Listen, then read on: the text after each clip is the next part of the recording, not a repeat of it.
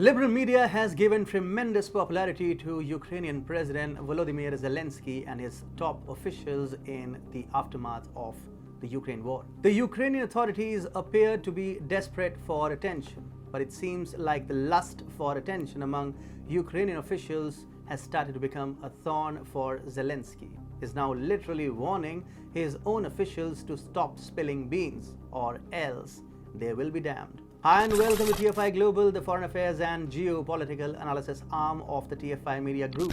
I'm your host Atul Mishra, and if you haven't subscribed to the TFI Global channel yet, hit the subscribe button right away. Volodymyr Zelensky, who is under intense pressure as he continues his fight against Russia, has issued a caution to government personnel not to reveal sensitive secrets for social media attention. Reportedly, Zelensky has warned Ukrainian authorities not to reveal Kiev's military activities against Russia and has stated that disclosing any concrete details regarding defense plans is frankly irresponsible. In recent times, several media outlets have claimed that anonymous Ukrainian officials in Kiev had confirmed that Ukrainian forces were responsible for the explosions that destroyed a Russian air base in Crimea, which the Ukrainian Defense Ministry has refused to acknowledge. This contention between Defense Ministry and Ukrainian officials could spur new tensions between Kiev and Moscow. Zelensky barked his concern while addressing the nation in a televised address. The Ukrainian president stressed, "Today I would like to point out an important thing for all representatives of the state and local authorities, the military sphere and other persons who comment on the events at the front, the defense plan of the command, the preparation of specific operations, etc." He added furthermore, "The general rule is simple. War is definitely not the time for vanity and loud statements. The less concrete details you give about our defense plan, the better it will be for the implementation of those defense plans. If you want to leave the big headlines, that's one thing. Frankly, irresponsible. If you want victory for Ukraine, then that is another thing, and you should feel your responsibility for every word you say about our state's preparation for defense or counteroffensive." Ukrainian officials have started to reveal classified information on social media in exchange for a few likes or retweets.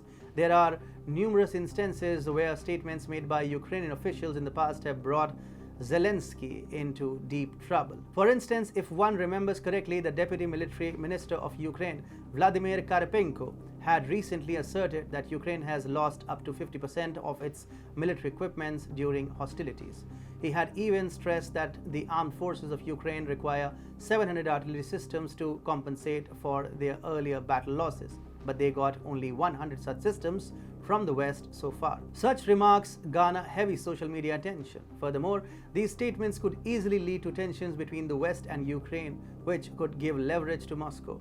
But if they continue to make notorious statements for momentary media attention, Zelensky's potential conduct must alarm Ukrainian officials. It is no secret that Ukrainian President Zelensky is running a fascist state. There are countless examples that show that Zelensky has passed the buck whenever he faced trouble. Those who go against Zelensky and tell the truth are either executed, as at the Olnivka prison facility, or escape for their lives, as Oksana Pokalachuk, the former head of Amnesty International Ukraine, did. Zelensky has issued a blood-curdling warning to his officials on purpose. The fate of these warned Ukrainian officials would be the same as Olenivka or dead Azov fighters if they continue making such statements in spite of his warning. But we have a question for Zelensky. A troop learns from its commander, an official from his leader. When Zelensky was giving interviews to global media, greeting suited men at Davos and getting himself clicked for the cover of Vogue magazine along with his wife, the same officials were engaged in trivial things like running a country and fighting a war. Now the poor souls want some fame too. What's wrong with that? And isn't it hypocritical of the joker turned president to hog all limelight and disallow his colleagues from getting famous?